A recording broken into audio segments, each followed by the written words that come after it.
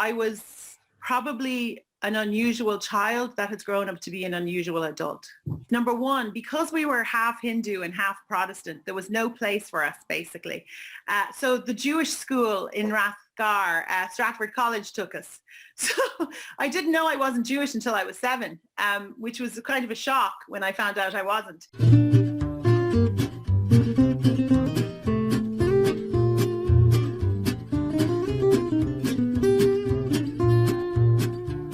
Ladies and gentlemen, you are more than welcome to this, another episode 98, lifetime number 98 of the Coffee at 11 show, brought to you by Wigwam Global. Delighted to have you here. Thanks for joining us. And in particular, I'd like to welcome my very special guest, a fantastic lady I'm really excited about chatting with about all sorts of stuff. No idea where the conversation is going to go today.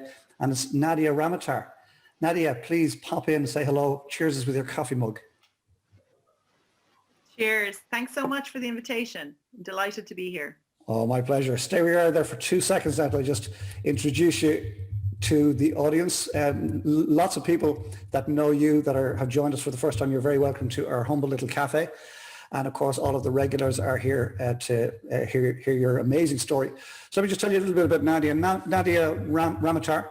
Her business name is Free My Mojo. She goes on to say, Free My Mojo, an online membership, inspires people to disrupt their limiting narrative and move into what they really want to do. Nadia earned a PhD in communication, so she helps people express themselves and ask for what they want. And we had a little bit of that from Eamon earlier. Thank you for that, Eamon. She's a professional writer, artist, podcaster, filmmaker, communications consultant, educator, public speaker, and social justice advocate, as if the rest wasn't enough. And she says, I've been working in communications for 30 years. My goodness. At 12 you started. And Free My Mojo is 6 years old, going to kindergarten this year. I love that. How many employees? Me and a brave team of part-timers and devoted volunteers. Love that. Well done, you. And Nadia is an energy alchemist and communication connoisseur. Fabulous words. Born in Ireland to an Irish mother and Indian father, she is a colourful champion for the creatively stuck and for the politically marginalised. She is currently active in global health and justice issues, which particularly burden women and children. And then something nobody knows about Nadia. When I was in 5th year at high school in Dublin, I played Kate in The Taming of the Shrew and won an award for our punk rock interpretation. Trying to imagine Nadia as a punk rocker. I love it. Nadia, it's wonderful to have you here. Thanks for popping in and looking forward to the chat. And we will get to your current roles, many of them. And I'm excited to find out how you see our future, all of our futures unfolding and the role you intend to play in that. But as you know, with all our guests, we can Google you and we can Google your business. So we want you to take us all the way back to South Dublin and little Nadia, please. Oh, wow. First of all, let me just say it's beautiful, especially during lockdown, to look out and see so many gorgeous faces and so many people who are part of my story and part of my world, and then people I've never seen before. So it's absolutely gorgeous. And Colm, it's a delight to be here with you. And you're someone I personally admire greatly. So thank you for that and for what you're creating. I think anyone who's about creating beauty in the world at the moment is just so important and so precious and so dear. And Eamon, thank you for that. It reminded me of one of my favorite quotes I use a lot, which is Hafiz, who said, we live in the house of our words. And so I try to remind myself of that when I say shitty things. I was like, you don't want to live in the shit house, so don't say that. So I do try to remind myself of the power of words. And it's a pleasure to be here. So back to Dublin. So we started out on Fortfield Road. And my mother was an amazingly pioneering and interesting character. I say that as if I read her in a book somewhere, but she was married. She wasn't going well, and she basically left her husband in Galway, moved back to Dublin, moved in with her mother with 3 young children and my grandfather. And it was a forerunner in divorce before it was legal. Apparently went to England and divorced her German husband and came back to Ireland. And then she came upon this entrepreneurial jeweler in Dublin who was from Trinidad in the West Indies. And my father was one of 14 children. legacy has it that he won his ship fare to London from Trinidad in a poker game. So he came to England, he became an errand boy. And the reason he left Trinidad was that my grandmother, who had 14 children, her sister died. And under the Indian Hindu tradition, my aunt's children went to my mother. So now she had 19. So my dad was like, see you later. And he was gone.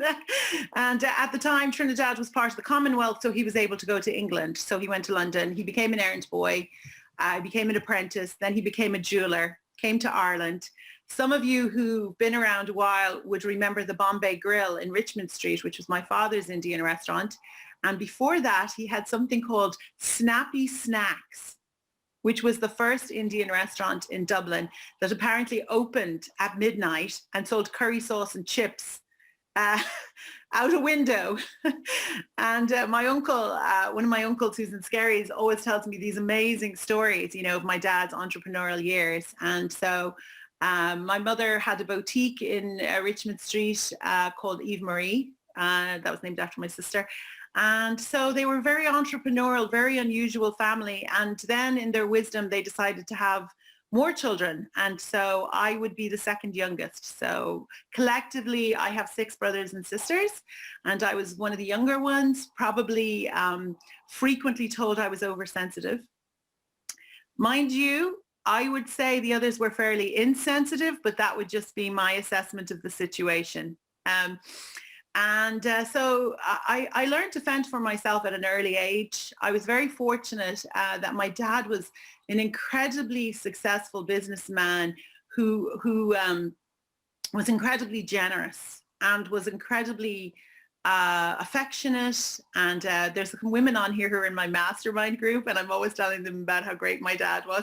It's kind of a joke. But he passed away 11 years ago, which was incredibly hard for me. He in his wisdom had made me his healthcare surrogate. So he said he did that because I'd be the one who would do what he wanted and not what I wanted. So he had asked for a DNR. So didn't mean to go here. But anyway, I was the one who had to take my father off life support. And it took a number of days, as people know, for him to pass. So I had a 6-month-old baby at the time. So, this connection anyway with family is one that is extremely important to me. And I would probably, in fact, Dee Kyo is on here, one of my favorite humans in the world. And I was bitching to Dee the other day about my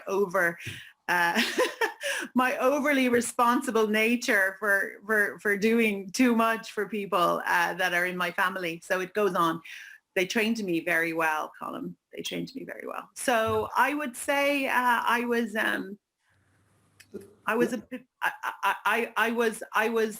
probably an unusual child that has grown up to be an unusual adult. So let me pause you there. You catch your breath, sip some coffee. Yes, indeed. Boulabus, silent boulabus rippling around the cafe here as Nadia catches her breath and grabs a sip. Fascinating already. I knew this was going to be great. Right? Here, it's only getting started. We have no idea, and that includes Nadia. We have no idea where this is going to go today, right? Absolutely no idea. I heard you say, you didn't intend for it to go where it went already. Yeah. But thank you for going wherever the universe takes you today. Go there, because you will say something that will impact somebody, whether here in the cafe with us or on replay somewhere around the world. So feel free to share whatever you feel is right for you. A couple of things, though, I want just to not lose sight of. Your mother was a trailblazer, right? Yeah. She was a trailblazer, and you're carrying on that. She's 87, terrorizing Dublin. I love it. Good stuff. Level 87. We talk about not aging. You go for the level. She's level 87. Happy days. I loved. Was it your dad? It was said he won his passage in a poker game. And, Leonardo DiCaprio came straight to mind. Seriously. I know. That's exactly who that's charming. That was wonderful. Charmer. Snappy Snacks. Somebody should register that, snappysnacks.com. That needs to happen again. Yeah. Dare I say it. Successful and generous. I love those words that you used for your beloved dad. I'll tell you, you nearly broke us already with the fact that you were the one who had to make the decision to take off life support. So Our heart goes out to you. Well done, you. And as you say, they said you were too insensitive, and you said they were, too sensitive. And your response to that was they weren't sensitive at all, but they trained you well. So fascinating already. And we haven't really started. Where do we go next? Are we going to go to school? Are we going to go to the States? What happens next? Oh, we should go to school for a minute, because I'd like to salute the Irish education system. And for those who didn't grow up in Ireland, I'm sorry. But I just feel so fortunate. I'd like to talk about the early years, just touch on a couple of things. Number one, because we were half Hindu and half Protestant, there was no place for us, basically.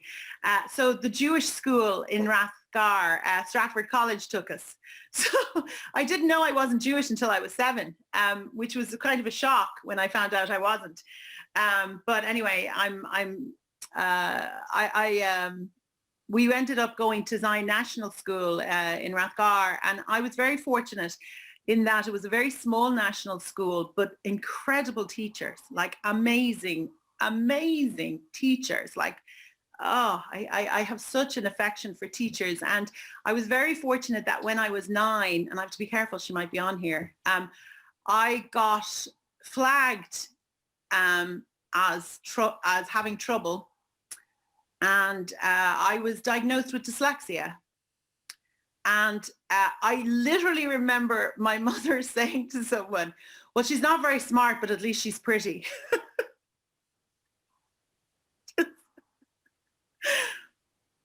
And I remember saying something, and she said, well, I said you were pretty. You're never happy. You're never happy. You can never say enough.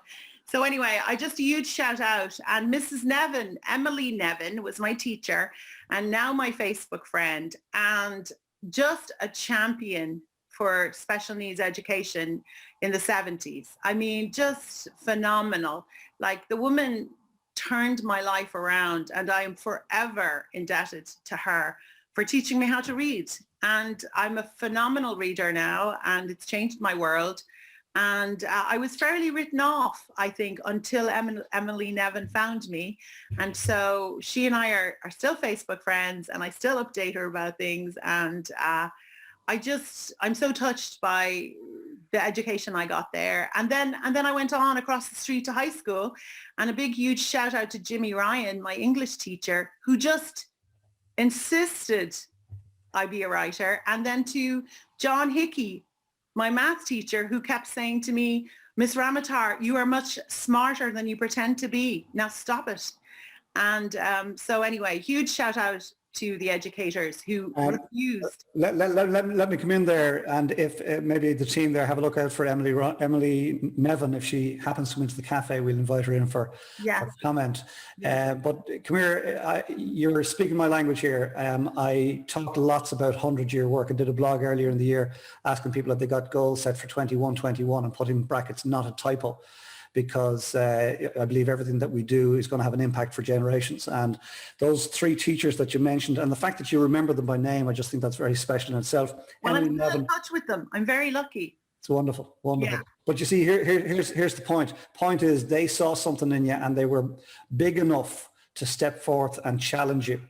Otherwise, how many children do we lose in the system where they've been told one thing in a home situation and nobody tries to change that or gives them any encouragement in the education system? It's a very fine line. It's a bit of a tightrope. So we're very blessed. And, your mother was half right and half wrong. Pretty. Once she said you weren't very bright, she was absolutely wrong there. So come here. It's great. We're now in secondary school, and where are we headed next? Again, I was very... I was very fortunate, I feel, in that I've had the same best friend. I know she's not here because she's teaching right now, Arlene Blaine. And I've had the same best friend since I was 7. And then when I got to school, in secondary school, I met this other group of girls and men and boys, and we'd all still be friends. We're still in each other's lives. Like, I'm in a WhatsApp group and we send each other inappropriate jokes, and we're still there in each other's lives. And I'm so grateful. I think friendship is the one thing that is often underestimated, and I just am so grateful that I have these guardian angels around me. So loved school. I think I loved school because home was so chaotic. There was so many personalities clashing in my home that I loved school. And I did well in school. I was in theater. I was in, I was in after all kind, like literally if there was an after curricular thing, I was doing it. I loved sports. I was on the hockey team. I know that's not a shock for anybody. And that's field hockey for our American and Canadian friends, not ice hockey. And so I was very athletic, loved being part of a team, just loved life, I suppose. Just loved it. It's very obvious that you've loved life and you still love life. And again, I'm busy writing words down here that are tumbling from your mouth. You're still in touch with your friends from school. Love the inappropriate jokes. That's still going on. That's fantastic. The public, yeah. but you also refer to them as guardian angels. Isn't that lovely? Yeah. Yeah. They really do look out for me and always have. Well, Arlene now, I hope she'll see this on the replay, is like, I remember we were in national school together, and I'm not going to say his name because he's still in Dublin, but a boy kicked me in the stomach, as boys sometimes do when you're a little girl in national school. And I remember she grabbed him by the hair and she dragged him literally physically into the principal's office. And the principal was teaching, because it was a teaching principal. And she said to her, and I was walking behind them like stunned. I was crying at first, and then I was so mystified by where she was going with him. And she said, this boy kicked Nadia in the stomach and he didn't say sorry and he made her cry. And your man was crying his eyes out. And so anyway, it's just a memory burned, and she's done a metaphorical version of that hundreds of times in my life since. Lovely. So there's no messing with Nadia, folks. That's the message. Don't mess with Nadia. No. Right, you mentioned theatre. Theatre. Yes, a lovely share column. We get back to that maybe. But talk to us about, you headed off to the States, right? Yeah. And you blew me away. I told you reminded me of my older sister. Yeah. You get involved in so many diverse things. But you blew me away with a particular story. You know the story I'm going to ask you to relate about your time in the States. Please. Yes.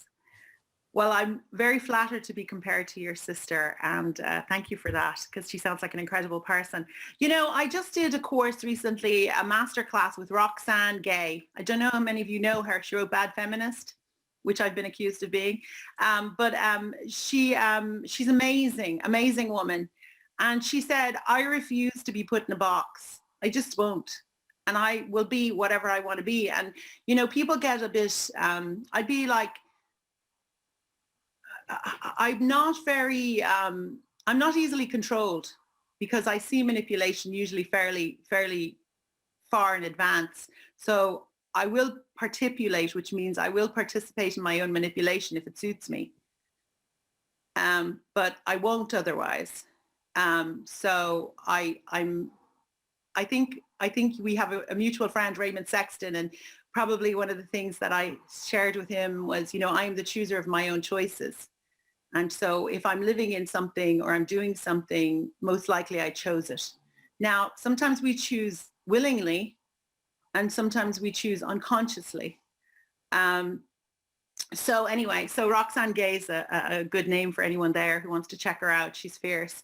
And the thing was, I didn't want to leave Ireland, Colm. I did not. My parents, it's a long, complicated web that led to us leaving. But we left under duress, and I did not want to leave. And I was 16 the first time when my family left, and I came back because I had such a hard time. I ended up getting a severe eating disorder because I wouldn't eat. I basically decided I was going to starve myself. I had some provisional Irish political stances, and I was just not going to eat. And anyway, so my parents sent me back against my mother's wishes. She didn't speak to me for, I think, a year. Anyway, so I came back to America and I went to college in Florida. And unfortunately, the culture shock just was too much for me. But I ended up going to college. I wanted to study journalism. I wanted to become a news anchor. It's very ambitious. I wanted to be a news anchor, and that's what I wanted to do. and I was in university in America at the University of Florida, which is a major, like 35,000 university, you know. So I was coming out of a building one night in September of 1989. And I know I look too young for that, but I was coming out of that building at that time. Anyway, little did I know I had been stalked, and I was being followed by a man, and I didn't know this. And when I went to get into my Ford Escort, I got in the car, I pulled the door to close it. He pulled back the door and he punched me in the face. And what ensued was like, I don't know how long it lasted in my mind when I think about it sometimes. It feels like I might have been in there for days, but anyway, he tried to rape me in my car, and he tried to beat me. It was 11 o'clock at night on a university campus. And through some kind of grace, when he knocked me unconscious, I came around, and I was able to get out of the car, and I ran. And I probably broke Olympic records running down the main University Avenue in Gainesville, Florida. And he ran after me. And I was able to flag down a truck. And I remember the young man who was driving the truck, I said to him, he looked at me, and I was bleeding, and my clothes were ripped off, and I was cut, and my nose was bleeding. And he said, "What happened to you?" And I said, "It doesn't matter. Take me to the police station." And he said, "No, I want to find who did this to you." And he was this huge guy. Actually, I think he was 6'4", and I was like 5'3". And he was like, "Where is he? I'm going to find him." And I was like, "No, you're not. You're going to take me to the police station." And I said, "Before I get in this truck," I said, "why are you out?" And he said, "I'm delivering pizzas." And I said, "Well, show me your pizzas." And so he goes in the back and pulls out the pizzas. And I said, "Okay, I'm getting in here, but if you touch me, I'm going to jump out of this car, because I've already jumped out of one car." And he's like, "I'm not going to touch you." And he got in, and he said, "I'm a deputy firefighter. I'm a volunteer firefighter, and you're traumatized, and I'm not going to touch you." And I was like a wild animal. You know, I was like Helen Keller. I was like flailing and screaming. And he was like, "Get in the car. I'm not going to touch you." And so he literally was like, "Look at my hands, 2 and 4, 2 and 4. Like, he was like, "I'm not going to." So he took me to the police station, and the Gainesville police, the university police, found the guy 45 minutes later trying to get into another car from a university, another student. She was an architectural student who had just come out of the library doing some research, and he tried to get in her car. What happened was the university police were there on the road, and they saw him try to get her because they were looking for him. So they were looking because I was in the police station. I told them what he looked like. They were looking for him. And so when he tried to get in her car, they got him. Nadia. Yeah. Sorry that you had to go through that. And thank you for relating it here. As I say, in the Coffee at 11 show, when people become vulnerable like you've just been, you speak to some people who need to hear what you're saying. So thank you for that. But your actions not only saved yourself that night, but saved at least one other woman, and probably more if that guy had a propensity. So we're delighted that you're here. And I was in Florida. He was a third-time felon. He was 28-year-old white male, and this was his third. He'd just been out of jail 21 days, and they had let him out early. Wow. They had let him out early for good behavior. So probably this is what created me being the social justice advocate that you referred to earlier. Yeah. Had they done their job and kept him in jail, I wouldn't have met him that night. Someone else might have. Of course. And so perhaps. You know, the whole thing about, I would never have chosen that column in a million years, but it absolutely made me an advocate for women. Of course, and you're a woman on fire in relation to women's issues and children's issues. So, and I'm quite sure that was part of the transformation, if you like, or the formation of your thinking around that. I love that word that you used earlier, partipulate. Yes. I wrote that down. So thank you for partipulating in the Coffee at 11 show today. Delighted to have you. Being manipulated all over the place here. And I was on a call with that same Raymond Sexton and Nadia there recently on Tangible, a wonderful network. Check it out, Tangible Ireland. And she used that phrase, chooser of my own choices, and I haven't forgotten it. And I chose that evening to sip wine because I was choosing, and eat chocolate because I was I was choosing. so proud of you. I So know. proud of I was proud of myself. Yeah. Come here, the hunger strike bit. you know, Terrible. Nadia Sands, like Inferno. Yeah. I remember growing up in Dublin, and for those of you who don't know who this is, I apologize, but I remember the graffiti was "Free Bobby Sands" in every box of cornflakes. That's right. So inappropriate. Like Yeah. the humor was so wrong. Like Yeah, the so wrong. people were Yeah. hunger striking, and people were making, just wrong. But I'd say there were friends of yours from your WhatsApp group that wrote that. Probably. Come here, take us to California and the just small issue of 2 Oscars, please. Yeah. Well, okay. So slow. So let's move it along. So fast forward through a lot of years, end up, becoming a journalist, then having children.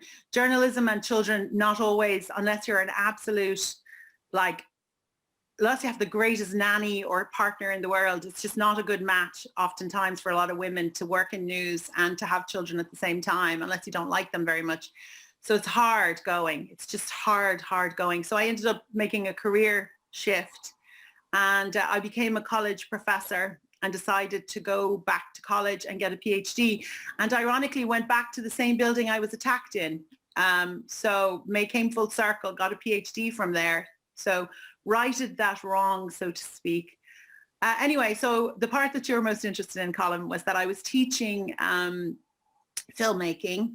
And one day, just on a whim, I had a particularly bad run of looking at films that the students had showed me. And I said, do you know what? I said, you need to show yourselves some self-respect. You want to be filmmakers? This isn't going to work. So when I come back here next week, I want to see something that is Oscar worthy from you. So you just see what you can do. You can all leave now. And I let them go an hour early, and they were all like, oh God, she's really annoyed now. She let us out early. And I just left. I said, I'm going to leave it. So anyway, I came back a week later, and it was remarkably better. And I was like, wow, this is really working. So about, I don't know, a couple of months later, one of my students who was a mother of 3, a single mother of 3. And she had come to me and she had said to me, I just feel like the others treat me differently because I'm older and I have children. I said, well, then show them that you're better. Stop whining about it and just get on. Just do something. You've been through childbirth. They're 19. They don't even know how to brush their teeth properly. Just show them. Anyway, so she comes back. She's this great film. And a few weeks later, she comes back and she has this letter. And she said, I need you to read this for me. And I was like, okay. So I read the letter and it says, you have been selected as a finalist for a Student Academy Award. And I said, what is this? I said, is this a kind of joke? And she said, no, you said we should do something Oscar worthy. So I entered my film that you told me to stop whining about. And I'm a finalist. And I was like, well, this is very handy. Are you kidding me? So anyway, so then I went to my president of the college and I said, listen, one of our students, it's a very small college, the Art Institute was tiny. I said, one of our students, a finalist in LA for an Academy Award, is probably not going to win anything, but look, can I go? And he was like, yeah, you can go. So she and I, we ended up heading over there with a couple of the other staff and faculty members. Steph Bortland, a good friend of mine, we went over there. We were like, free trip. We're going to LA to all the parties and everything. So anyway, she ended up winning something and we were shocked. We were just thrilled for her. And it was amazing. It was a documentary about Cuba. And then I think a year later, another student of mine brings me a letter and says, I have something to show you. I was like, oh, I forgot. They're always like, what now? I used to joke, I was breastfeeding 100 people, always need this, I need this. So it's like, okay, show me. So I read the letter and it says, you've been selected as the finalist for the Academy Awards. I was like, are you kidding me? And he was like, well, we couldn't let Heather be the only one. Like we all need to try. So anyway, so I went over there for that and he won gold. And yeah, so there you have it, you know. Just a suggestion, like why don't you make something Oscar worthy instead of this crap you're making? I love it, but come here. I think it was the look on your face, the tone in your voice as you said it, and kicking them out an hour early, and they realised, oops, we've upset Nadia. We better do something. Power of silence. So come here. That in itself is fascinating. Fascinating, right? Yeah. What's even more fascinating, ladies and gentlemen, is the Oscar party after this second young fella's after winning his Oscar, right? So Nadia's standing there, right, holding his Oscar as he's partying. And I want you to tell me what you told that young man and floored him that night as you held the Oscar. Well, I was there with all the beautiful people. Like, there isn't an ugly person in Los Angeles. Like, there just isn't. Like, everywhere you go, everyone's just, it's kind of like the Truman Show. Like, everyone in central casting is like, everywhere is gorgeous. So I'm there, you know, the weather's perfect. It's just unreal. The food is perfect. Everybody's perfect. So I'm there by the pool in my overpriced dress, and I'm just thinking, why am I holding this guy's award? Like, where is he? Like, why am I standing here holding this? Anyway, so I'm standing there, and he comes over and he said, he's a bit tipsy now, you know, and I remember he said, so how does it feel that you've mentored two people who've won Academy Awards in the last 3 years? How does it feel? And I said, well, it feels like it's time to do something else. And he said, what? And I said, I think I'm done. And he's like, no, that's not what it means. And I was like, I think it does. And he was like, no, it means you're a great teacher. I was like, no, it doesn't. It means like second one, like, what's the point? Like, I've already got two, like, done now. And I think I'm done teaching college. I think I'm done youth universities. I don't want to do this anymore. And he was horrified that that was my answer. But that was my answer. I was like, I've done this now. Check that box, move on. And you did it twice. Yeah. to be sure, as we say over here in Ireland. The first one wasn't a fluke. Yeah, there you go. Yeah, it's very important. Yeah. Any fool can have one. Isn't that right, Nadia? Exactly. Right, come here. Fascinating, absolutely fascinating stuff. We have to talk about your current work.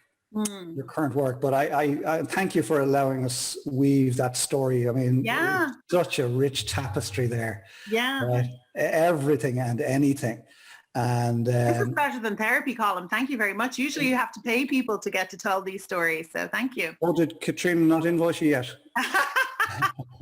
Go on. That's going. All right. So listen, thoroughly fascinating. And you know, that when you told me that story before about you handed him back his Oscar and said, "I'm out of here, bye," and he's standing there looking at you. I thought this is just fascinating. So leprosy. I thought leprosy was a biblical disease. I was going to say myth, but not a myth, but biblical disease. So the first time I came across Nadia Ramoutar was she reached out to me, or we connected somehow. Somebody connected us. And she started talking about leprosy, and I was thinking, what's this one on, right? But in fact, it apparently is a very real thing. So will you tell us about the work that you do, women, children, leprosy? I know it's not all the same, but there's a connection there. Weave the thread for us, please. Yeah.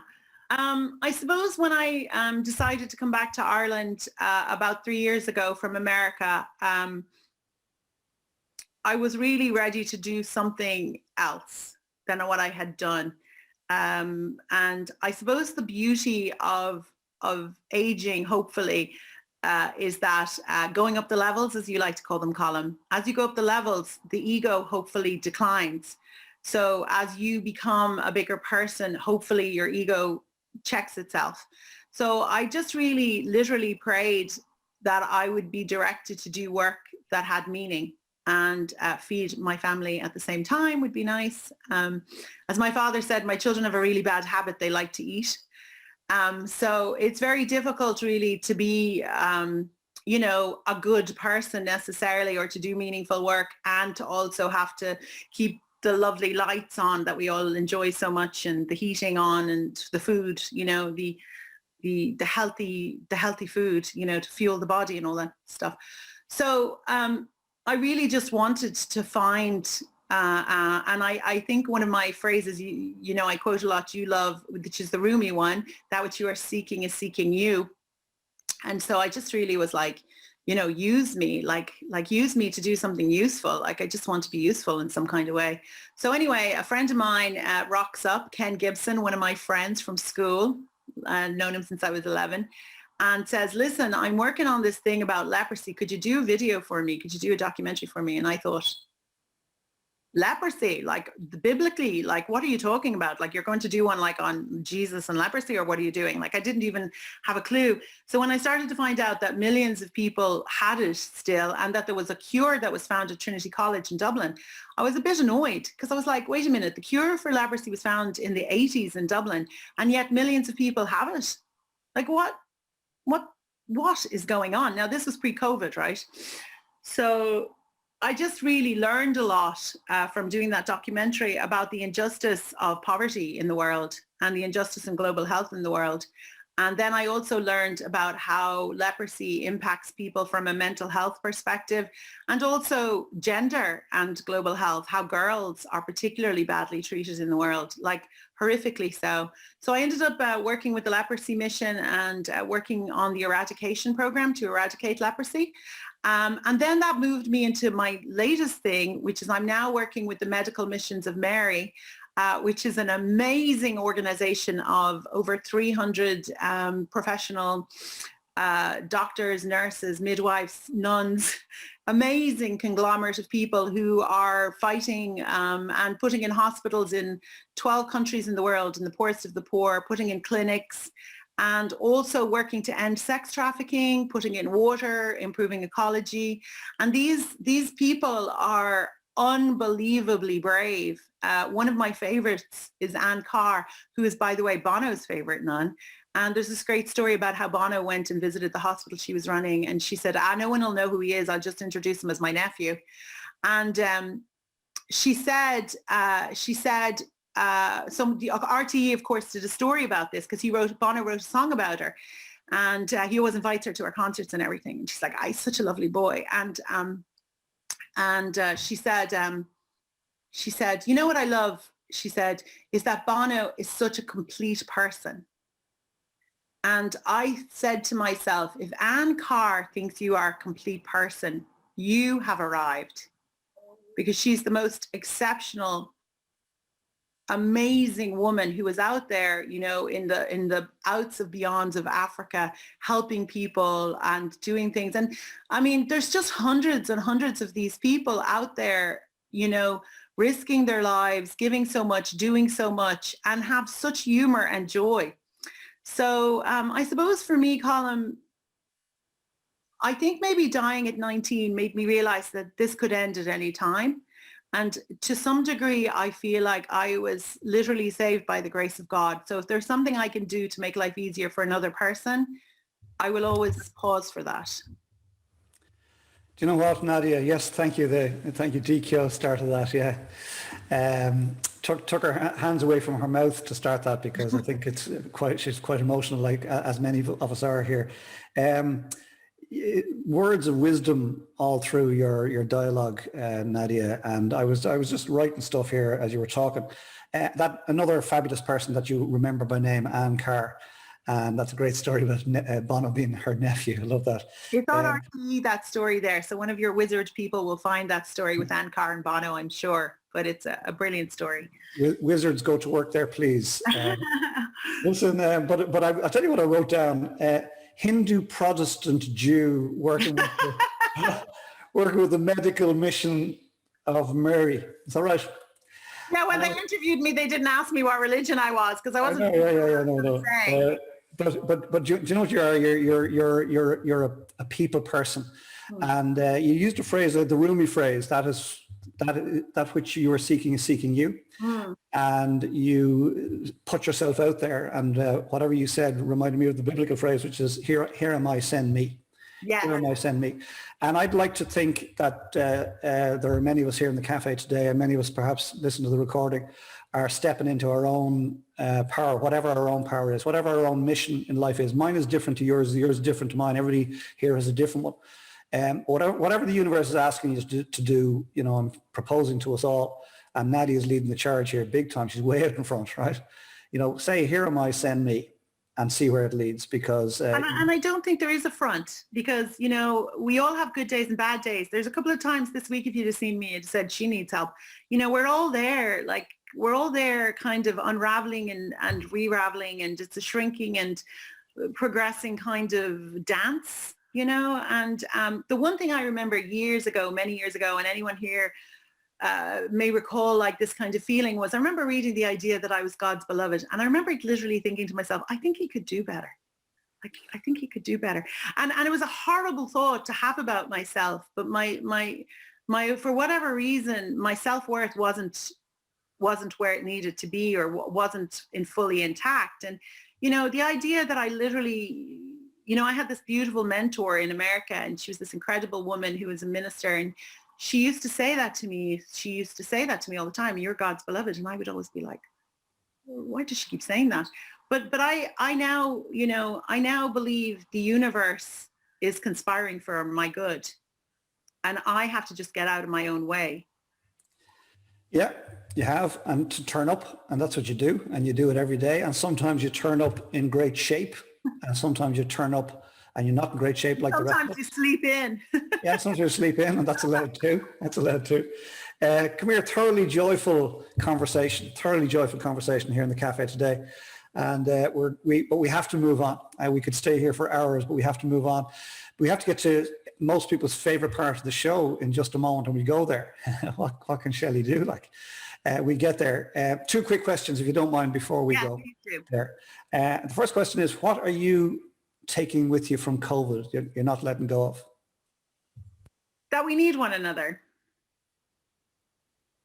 That we're not an island, that we need one another. We may be on an island, but we're not an island. We need other people. And we need to do the inner work. I think that's it. I mean, we can't run all our lives into retail therapy or shops or pubs or bottles or whatever. We can't keep running, and we can't keep hiding. And at some point we have to face ourselves. Wow, great stuff. Lovely. Thank you. Thanks indeed, Yitka, for that, leading the charge there.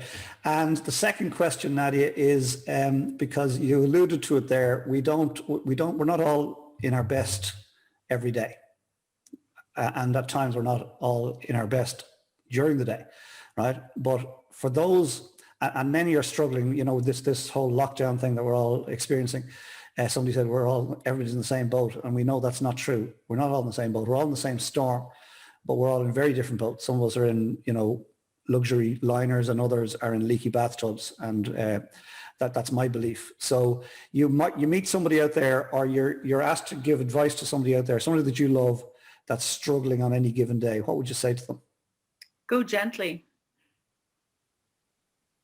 Go gently. You know, there's too much pressure for self-help that you're, as I like to say, you're cracked, but you're not broken. You know, go gently. If you're having a hard time today, rest. If you can find the courage to say something to someone, you know, do that. People care a lot more than we realize. And people think we're okay. Like I'd be a decent actress. I could portray I know Eilish is on here, one of my favorite actresses, Eilish O'Carroll. I could portray myself as doing very well, and no one knows I'm not. And I sometimes think that we pretend too much. And I think that it would be really great for people to realize that everybody has struggled. And, you know, everyone we meet is like, for me, like, I mean, I know there's people on here who have no idea I was attacked when I was 19 and are kind of a bit like, well, how come that never came up before? Because, you know, how do you bring it up? But the truth, I would say, Colin, is that there's a lot of resources out there, but you have to make yourself ready. You know, people want to talk about the law of attraction. I don't think that's the issue. I think it's the law of allowing, which is much less spoken about. And the law of allowing is you have to allow it in. You have to let it in. You you have to absorb the nutrients of love, the nourishment of the sun, the beauty of the flower. You have to allow it. And that's the challenge. The challenge is removing the blocks to love. And my goal is to each day just increase my capacity to love. Truly beautiful. Truly beautiful. Truly beautiful. Nadia, you've made my job very easy here today. Thank you for that. And probably by extension, we probably made Princess Shelley's job very difficult. So I'm looking forward to passing over there. Nadia Ramoutar, it's a pleasure. Stay where you are. Let's hear what's been going on in the cafe. Thank you. Hey Nadia, thank you so much for your rich and beautiful story. I've been scrolling frantically up and down all these wonderful comments by the people that have joined us in the cafe today to hear your story. And it's so difficult to pick out. It's like, oh, where do I start? So Colin was absolutely bang on by so many lovely people here and all offering into the vibe that's in the cafe. It's just some lovely comments. I will miss a few. I'm sorry to those that have contributed. Katrina saves the conversation for you and will email it to you, Nadia. Oh, gorgeous. Thank you. Yeah, that's great. You can have a great scroll through it. Funny enough, which is quite unusual with the cafe, one of the first contributions after everyone was filing in and nice to see you, happy Friday, the very same as like your proper cafe, proper Fleshy cafe. But you, our guest, was one of the first people to comment, which is quite new. And you said, great to see so many lovely faces here. Beautiful to see some. And people said, oh, best of luck, Nadia. Looking forward. Eilish O'Carroll, who you've already mentioned, one of your favourite actresses, said, wouldn't have missed it, Nadia. So it was really nice. It was kind of unusual. The first person, one of the first people to comment, first comments that I share is indeed your own, which is a little bit different. So you started off, Eamon Smith, who he said, blessed are the unusual ones. That was when you were saying that you were a little bit different, and you had said about being oversensitive, and we all, I love seeing, one of the things I really watch in the cafe, Nadia, is, the ripple of laughter. You kept having us laughing throughout the whole story, and it wasn't all a happy story, and you really just have this beauty when you're sharing it. DQ said, oversensitive, a great gift to have, and it gives an empathetic stance on life. It's so needed for the world we're in, so thank you for that, Dee. That was when you were saying about being a little bit oversensitive, and I share that with you. Donal O'Leary said, creatively stuck and politically marginalised. It was a great descriptive use of words and language. That was when Colin was introducing you at the start. So thanks for that comment, Donal. Sarah Ward, very talented lady, loving this chat. Isn't that lovely, Nadia? So Dee has asked for you to make a film on your life. And when you were talking about your dad then, Nadia, James Finnegan, another regular in our cafe, said it was 10 minutes into the interview, and he said there's already something in my eye. So he could feel the emotion runs high in the cafe because we're listening to a person's story, and we just love that. Noelle McAlinda said, heartfelt between your father's life and your child, listening to the story. Jules, nice to have you here. Jules says, strong and brave.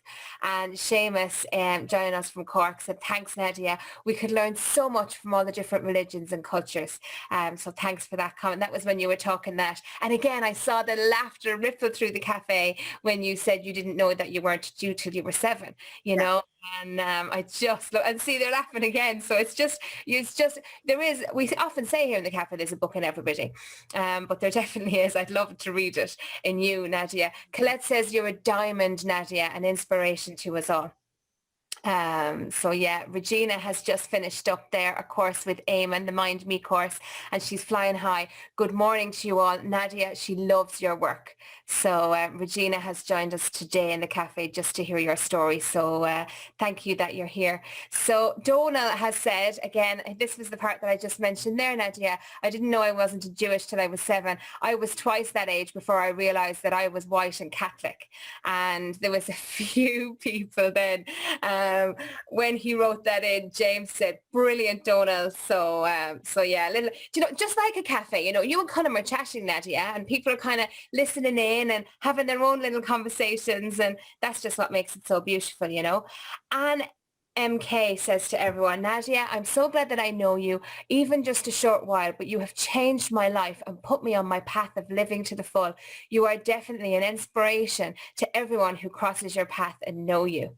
Isn't that lovely, Nadia? Would you like to respond to that?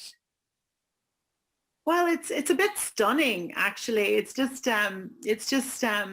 so gorgeous, and especially those people who I don't know, as well. You feel like your friends have got to throw in something complimentary, but it's just gorgeous, and I appreciate the generosity in the comments, and I love the chat, and I love the banter. It's brilliant. Yeah. You can see that it flows so naturally from you, Nadia. You sprinkle it with this lovely humor. There was a lot of, and I wrote it down as well, that particulate, yes. Really, really great. James really liked that. And Noel McAlinda said the creative spirit is stunted by control. So yeah, lots and lots of, then you went to the early experience of college in the car, and Barbara Derbyshire came back and said horrifying experience, and so many concern and was across everybody's faces, Nadia. You could feel it, and even though you're here in front of us, we were frightened listening to it, even though we can see you in front of us today. Everybody appreciated you sharing and was thanking you for your vulnerability. I've several comments there, and you can read those. DKO says I liked this, you're one of Earth's angel that has ninja access to strength beyond words. Isn't that lovely? So yeah, really, really good. Lots. James said tough love for that mature student when you'd said stop whining and bring me back something of value. So he liked that. Katrina O'Brien, who's our chief editor-chief, I love this woman. I saw her nodding when you were saying, so Noelle, love you kick ass and all this. So lots and lots of love. You can see all that. Eamon popped in all your links for your Free My Mojo and your patreon.com and all that. So again, you've got 3 dots there at the bottom, everybody.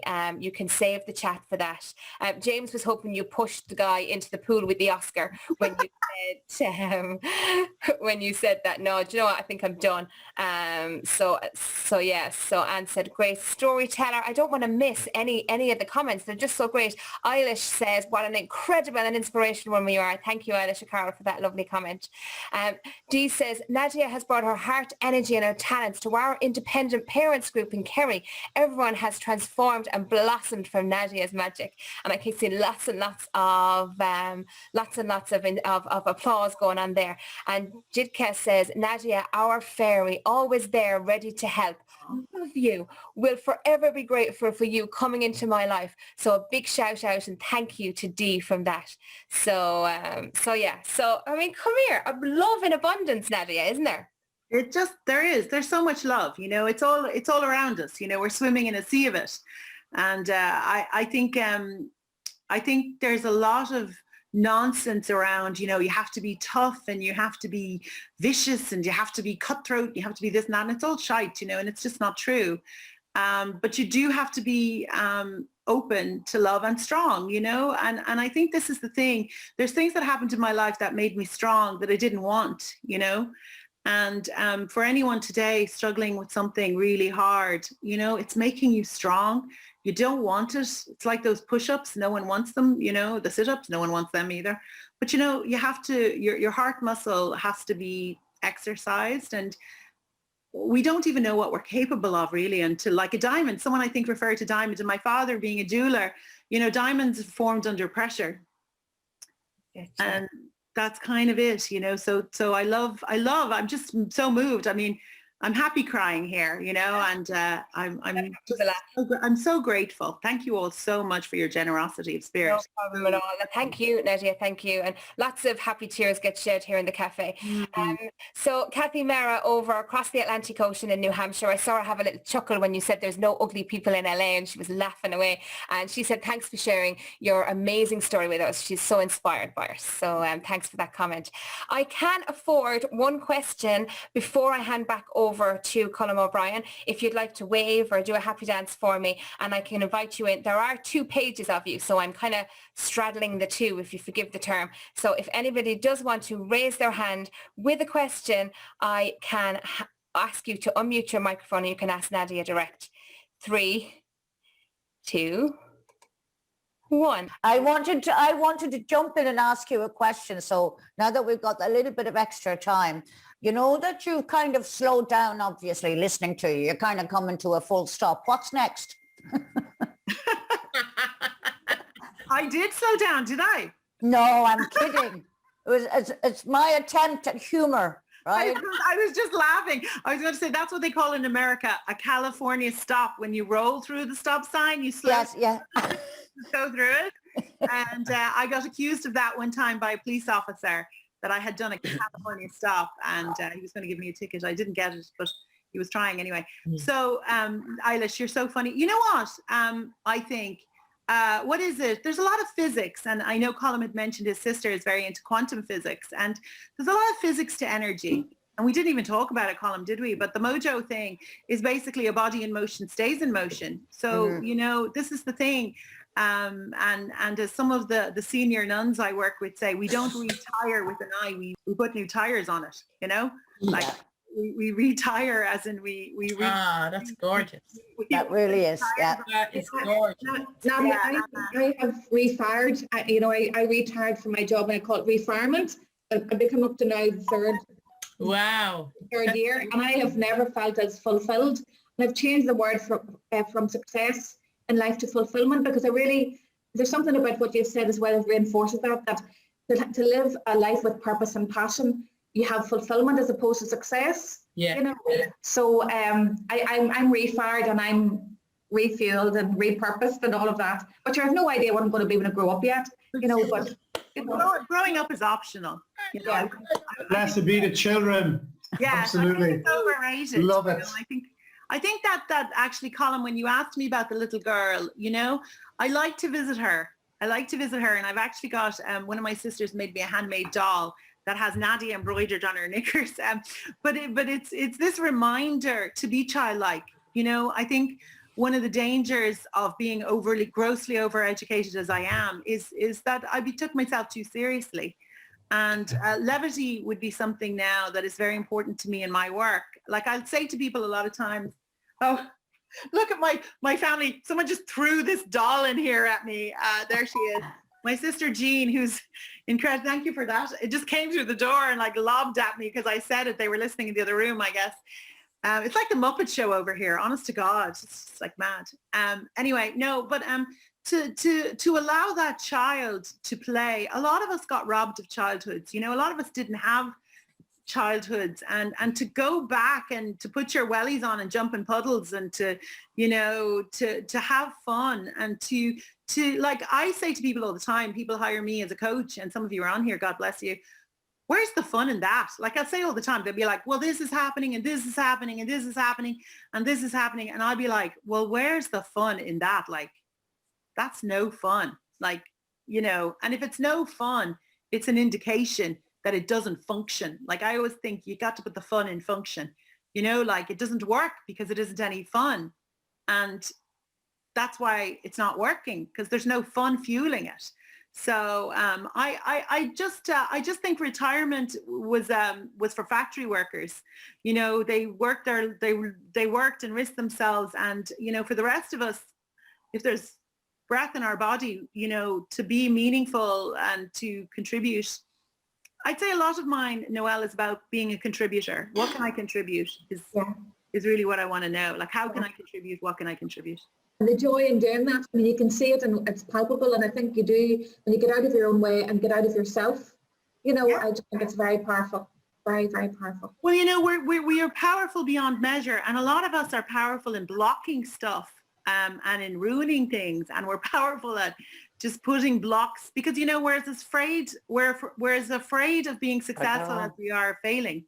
So, you know, my favorite is Samuel Beckett, fail again, fail better. Yeah. You know, just put yourself out there. Yeah.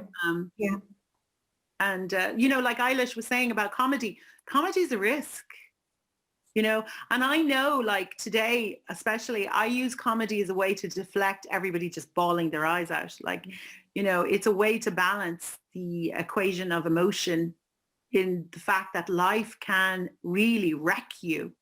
Like life can be so hard, and the world, if you look very closely, has some horrendous things going on. So if there's no fun and there's no humor and there's no joy, then what is the point? Mm-hmm. Mm. It's funny. I'm listening to the conversation here, and I'm remembering those students back in the States that you basically gave out to them, right? Yeah. And but it seems like you've carried that through into your coaching even today. Oh, I'm terrible. Absolutely. But it's somebody said it earlier in the chat. It's tough love, but it's absolute love. It's absolute love. You know what this column is? It's the importance of honesty. And you see, I, like a lot of you on here now, would have been like a self-help addict. So I read every book, I listened to every podcast, I went to see all these famous speakers, I spent a lot of money, I spent a lot of time. And the problem with it is that you need a sprinkling of reality. Positive thinking is very important, but you have to deal with the reality as well at the same time. I mean, optimism is important, but you have to deal with what's in front of you. And that's where the honesty, I don't think you do anybody any favors by being dishonest. Have you heard of the Stockdale paradox? No. Jim Stockdale, Admiral Jim Stockdale, he was the highest ranking US naval officer to be imprisoned in the Vietnam War. And because he was highest ranking, they put him through a really tough time, and he was in prison. I don't have time to go into it all. He was tortured almost to the point of death several times, and they wanted to use him for propaganda video. So they sat him down and put a camera in his face, and they said, "Read this, whatever." So he didn't. He found a razor and he slashed his own head with the razor, so they couldn't video him.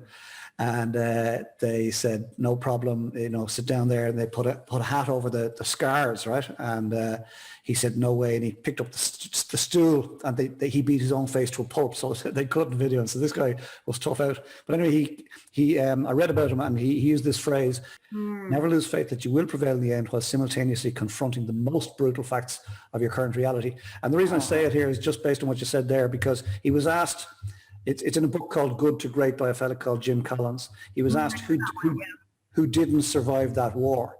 And he said, that's easy.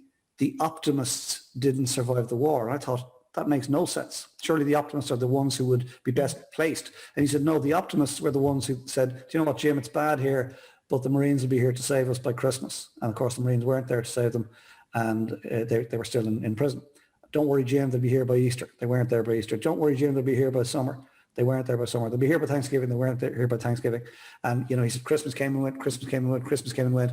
And he said, the optimists just gave up and they died of a broken heart. So never lose faith that you will prevail in the end while simultaneoly confronting the most brutal facts of your current reality.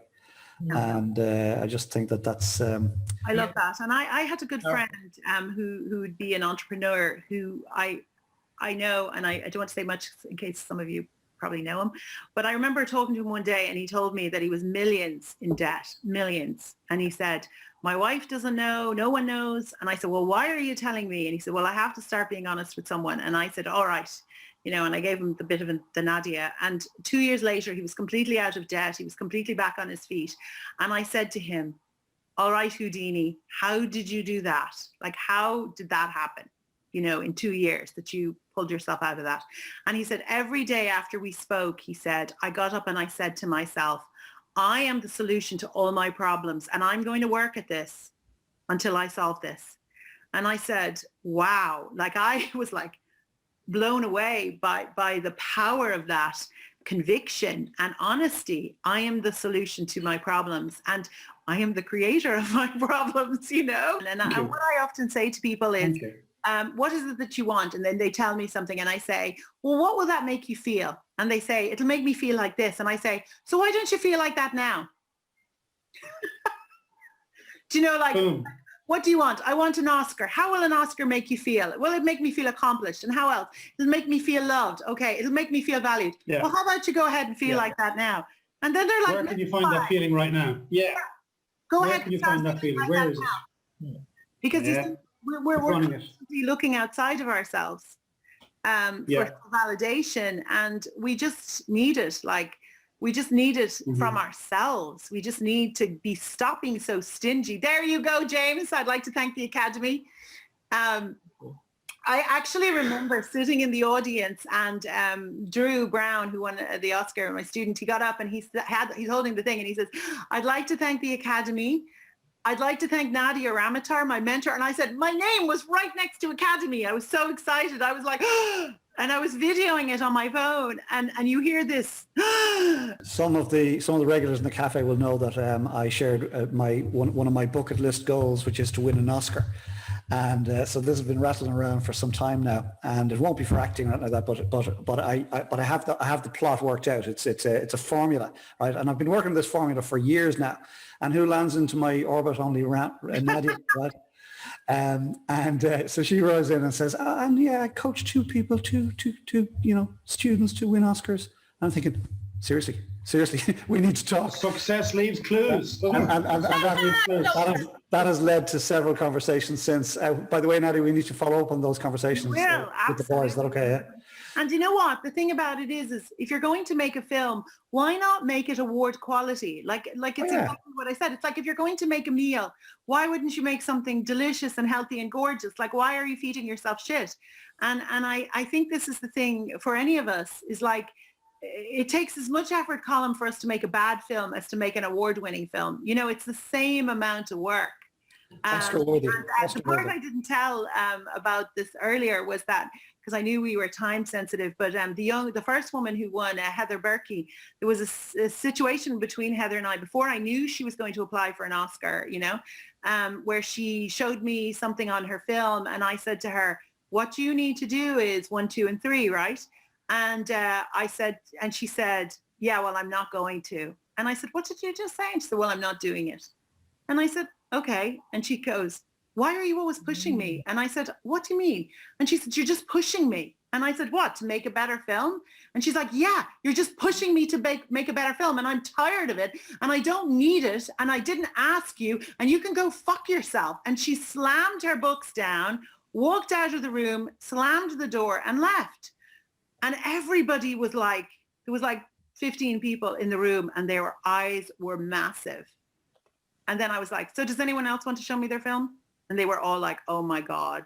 And then I looked at someone else's film or whatever. So about 6 months after that, when she got the letter and she showed me the letter and she said, I just want you to know that I fixed those 3 things and I'm so sorry I ever said that to you. And I'm so sorry. And she was crying and I was laughing because she was still upset that she had said that to me 6 months before. But I had long gone, shrugged it off and been like, well. I just realized if it's Nadia worthy, it's Oscar worthy. Beautiful. That's gorgeous. But do you know what? We don't do anyone any favor if they're creative to let them settle on mediocre. Like mediocre is. That's the comfort zone. That's the desert. Yeah, and here's the point. Look, when you started anything, you're going to be wobbly. And whether that's painting or writing or running a business or being in a relationship, it's going to be wobbly and you're allowed that. But like when you're to the point where you're about to graduate or when you're about to finish and you're supposed to have mastered something, then you need people at a certain level to lift you up. It's like if you get to play tennis with Serena Williams, like you'd want to show up with your whites and like be really on. And I think that's the beauty of life. It's like you, Raymond Sexton, there's so many people who are lifting the bar for the rest of us to say, well, what can you do?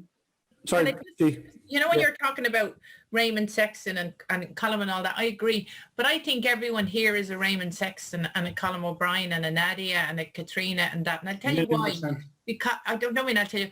Because what I'm struck by with you, Nadia, even in your, and I know you, and even in your story, you said that when you were 7 years old or whatever you were, that a teacher, Emily Nevin, you said she turned your life around and she saw something in you. And we are born to make manifest the glory. It's not just in you, it's in me, it's in everyone. And when you let your light shine, you automatically give others permission to let their light shine. We can all go out and we can shine up, we can light, we can share. And look what Emily did to you. And all we need to do is just give that little bit. It's like the My Wadi. It's just add a little bit and it just grows, the seeds that'll grow. So I just think that's just so beautiful. When we met you, we were a little group, Nadia, in Kerry, weren't we? And we are just lots of we've a WhatsApp that would be a film in itself. I mean, it's just phenomenal. So when we go out of here, we can do what Emily did to you, and we can do that to somebody else, and we don't have to have an attachment to where it goes. It's like what Noelle talked about with Ken Robinson, and just beautiful. So one of the favorite phrases I have, I so agree, Dee, here in Wicklow, when I moved back from America first, I was probably like a woman with her hair on fire, because I was trying to get this autistic child into school. I was moving, I was this, I was that, I was dealing with my mother, my sister with MS. I was completely overwhelmed. And I remember, I'd go into wherever, Tesco, or I'd go into Dunn's, or I'd go into the local, Apple Green or whatever. And they'd say, "You're all right, love. You're all right, love. You're all right, love." And it was like everywhere I went, "You're all right, love." And, I think that's what we all need to hear. I every time someone say it, I'd say to myself, I must not seem like I'm all right. But just to know you're all right, love. Like Jules I see on here. Jules is a very brave young woman with a little boy she's raising on her own. Yeah. And she's overcome a lot, and she's constantly pushing herself to be creative and learning. And she generously took some of my images and put quotes with them and posted them to me, and so generous with her time and effort. And just having a safe place to land. If we can be, this is something big. If we can be a safe place for other people to land, then that is such a glorious gift. There's so many unstable people in the world who've gone off on us, or who've erupted on us, or who've hurt us, or who've abused us, or whatever. To just be a safe place to land for yourself first, and then for other people, is perhaps the most generous gift we can all give. And you know what? It costs us nothing. It costs us nothing at all to do that. There's a wonderful man in Florida who I was fortunate to live close enough to be mentored by, who is Michael Singer. And he wrote 2 very powerful books, like, honest to God, I made... Oh, wow. Bread's books. I forced Dee to listen to them, and now she's a convert. But the surrender experiment is exactly this. Show up. Colm says to me, "Nadia, do you think we could make an Oscar-winning film?" Yes. Yes. Yes, I do. Wonderful books. Highly recommend them, guys. So you worked with Michael Singer. Well, I was able to, the amazing thing about Michael Singer, talk about life goals, is Michael Singer made his money as a software engineer early in the 70s. He's got a PhD in economics. And he lives in the town where I was attacked when I was a college student anyway. But he has this thing called the Temple of the Universe. And it's in the middle of a woods. Like, you'd think you were going into a horror movie. And he's on a 500-acre, spiritual retreat there. So every Monday and Wednesdays, you can see the schedule. You can just go up and just sit in the temple with him. And he comes in with his keyboard, and he plays a little diddly-do, and then he chats, and then he points at someone and says, "So Nadia, your heart is heavy today." And you're like, "Oh my God, Michael Singer is speaking to me." So anyway, and then he takes you out into a huge field, and everybody stands in a circle, and he pours you juice and gives you biscuits and serves you. And the humility of him. But one of my favorite stories is, I remember waiting to talk to him about something that was bothering me and my massive ego. And the person in front of me said to him, "Michael, I've just been diagnosed with stage 4 cancer, and I'm not sure what to do." And his wife is crying, and it's just really kind of taken my breath away. And he says, "Well, that will definitely move you closer to God." And I thought, well, I don't have any questions. I'm just going to move off this queue here and bugger off, and not ask him anything. And his clarity and his, he's so clear, and he's so compassionate. You just feel like when you're with him, you just feel that presence of love, It's funny, having been to so many religious services in the world, I was waiting at the end for the hat, like I was waiting for the basket to come around, Colm, like, when are they going to hit us up for some cash here, No basket, no ask. Yoga classes 7 days a week, free. Meditation classes 7 days a week, free. Everything free. And the first time I went there, and I said to him, "Oh, this has been," and I could hardly speak because I'd seen him on Oprah, and I could hardly speak when I saw him. I was like, and my partner said to me, "I've never seen you short for words," but I couldn't talk. Anyway, so I asked him to sign my book, you know, my 2 books, and he signed them. And I said to him, oh, I'm just so honored to meet you. You know, I live in St. Augustine and I drove over here to meet you. And he said, why don't you join us? Why don't you come here? And I said, I live in St. Augustine. And he said, so? That was 90 minutes away. So his response was, so? Just drive here, you know? And I thought to myself, he's dead right. So literally for like a couple of years, I would go over at least once a month. I would drive 90 minutes and just go for free. And everything's free. He just provides everything free because he doesn't need the money. I have my little Baba Frosty here. He's been listening in and he's happy out. Nadia, you're an absolute inspiration. It's an absolutely beautiful hour. I could do with another one, to be honest with you. There were so many little pieces that you mentioned that I'm going to have to listen over it again and take more notes because there was absolute jewels. And I just wanted to say you're an inspiration to everyone. Michelle has the notes for later. Thank you so much. Just want to say thank you so much. I actually kind of needed it. It's been a long week this week, and appreciation is the root of all happiness. And I really appreciate what you said for us today. Thank you. Was there a question part to that, Tim? No, I have no question today. You've blown me away. I always have a question, but today A man it's just, with a headband being blown away. I can't believe it. No, you're ready for anything there. Thank you so much, Tim. That was very kind of you. Thank you. We love when people can come in and share something like that. Tim has got so much from today's interview and to listening in. And that's the beauty, listening in to the wonderful conversation of another people worth meeting. So that's what it's all about. Nadia, thank you. And at this point, I'm delighted. I apologise if I didn't get to share your comment. A rich story offers and proffers. I'm looking down that there's 77 comments and I had the self-discipline not to read any while I was talking with Colin. I was like, don't look, because normally I'd be checking the comments. I was like, don't look what they're saying. Just keep going. Well, so thank you so much, Princess Shelley. Thank you very much. No problem. And you can enjoy having a look at that a little later. You'll receive it in your inbox. And that brings us just nicely back over to you, Colin O'Brien. Thank you. Isn't it lovely, ladies and gentlemen? Isn't the Princess Shelley part of the Coffee at 11 show? It is everybody's favourite part, including mine. And come here, Nadia, you know that you're probably the first guest on in 98 shows that has actually been so, you know, cool and in touch and here and present that she was able to put welcome to everybody to the show. Everybody else is usually rattling right at the start. And on top of that, you're there avoiding the chat box. I'm thinking, I didn't have time to even look at the chat box. So you're some superwoman, some woman for one woman. Partipulation is my new word. Come here, it's just wonderful. And the law of allowing, love that one. And just some gems there and that you brought to the cafe today.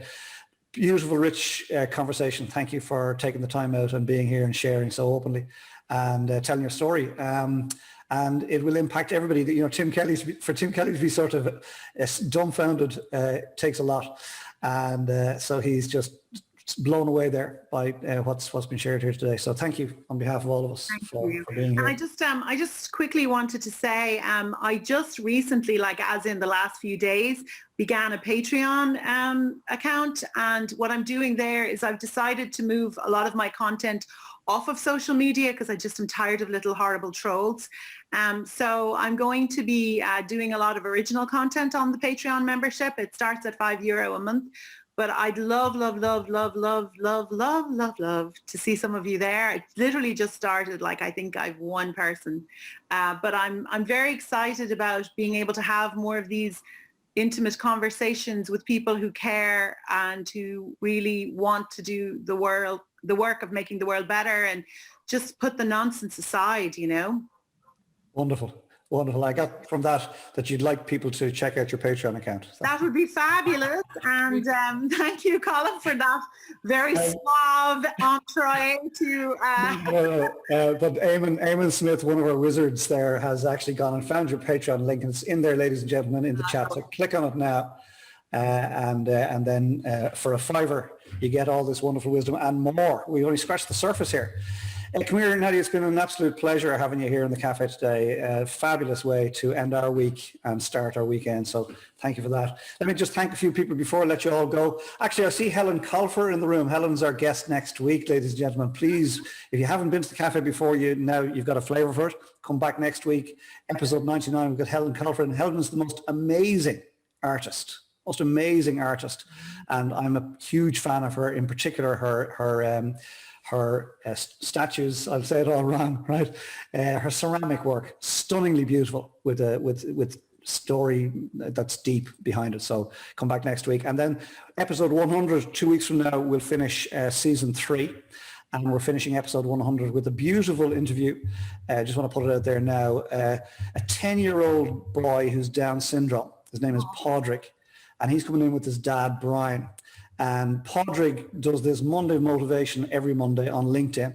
It's called the podcast, P-A-U-D-C-A-S-T. I love it. He's a 10-year-old Down syndrome boy. Check out the podcast. It's beautiful.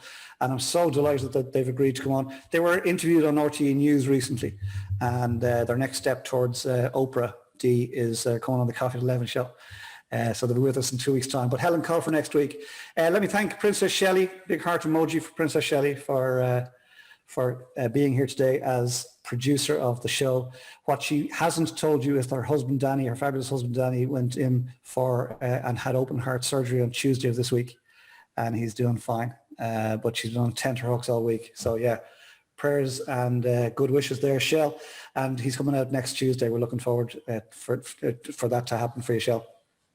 Of course, you've got Eamon Smith, keeping us safe and sound and bringing us into the show with a beautiful mindful moment. Thank you for that. Tim Kelly, the Deputy Head of Guest Services and Resident Pup. Thank you for being here. And our favourite guy to throw under a bus whenever he's too shy to ask a question. Here you go, Tim. In you go. And of course, Katrina O'Brien, who just sits there, takes it all in, and decides the format that will go out to 5 million people on Sunday week. Thank you, Katrina, our rock. And finally, I'm going to pass the last word back to you, Nadia. You might unmute, and let me just say, Nadia Ramoutar, thank you. Namaste. Thank you so much. And I just even in hearing Shelley's news about what she's been going through, and she's up there like the cheer fairy. It's just amazing what people can overcome and what they're dealing with. I would never, if you'd said, give me 100 guesses of what Shelley was going through this week, I would never have picked that one. So it just proves that point. And my last thing would be, if there's anything anyone is stuck with or struggling with, I'm more than happy to get a text message, something, an email, a message on Facebook, LinkedIn, Instagram, Pinterest, Patreon, whatever you want to do, and always open to collaboration, always opening to helping or networking or offering a word.